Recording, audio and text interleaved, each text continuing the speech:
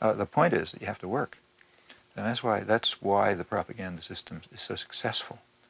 Very few people are going to have the time or the energy or the commitment to carry out the constant battle that's required to get outside of, you know, McNeil Lehrer or you know, Dan Rather or somebody like that. The easy thing to do, you know, you come home from work, you're tired, you've had a busy day, you know, you're not going to spend the evening carrying out a research project. So you turn on the tube and say, it's probably right. You know? Or you look at the headlines in the paper and then you watch the sports or something. And that's basically the way the system of indoctrination works. Sure, the other stuff is there, but you're going to have to work to find it.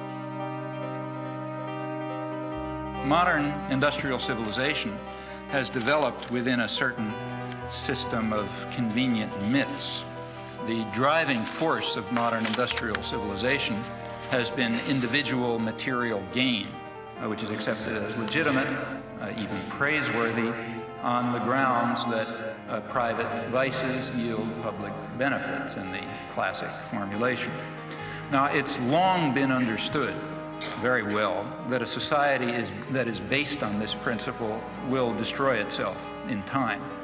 It can only persist with whatever suffering and injustice it entails, as long as it's possible to pretend that the destructive forces that humans create are limited, that the world is an infinite resource, and that the world is an infinite garbage can.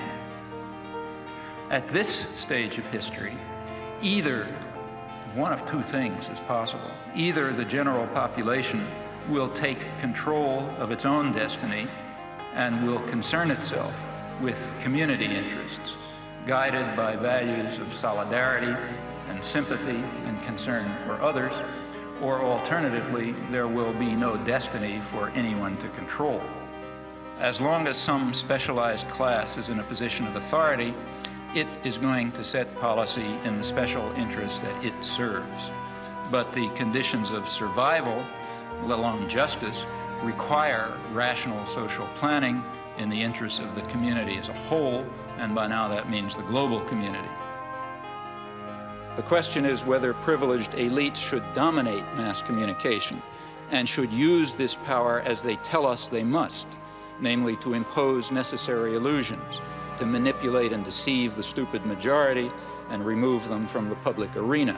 The question in brief is whether democracy and freedom are values to be preserved or threats to be avoided. In this possibly terminal phase of human existence, democracy and freedom are more than values to be treasured. They may well be essential to survival. Thank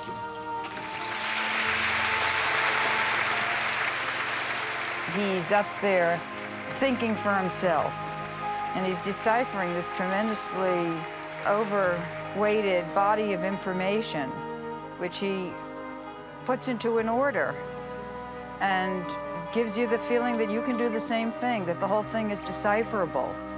And he also gives you the sense that there is a source, there's a center to the to a dissenting population, although we feel that there's no center. And I think that is what reactivated in me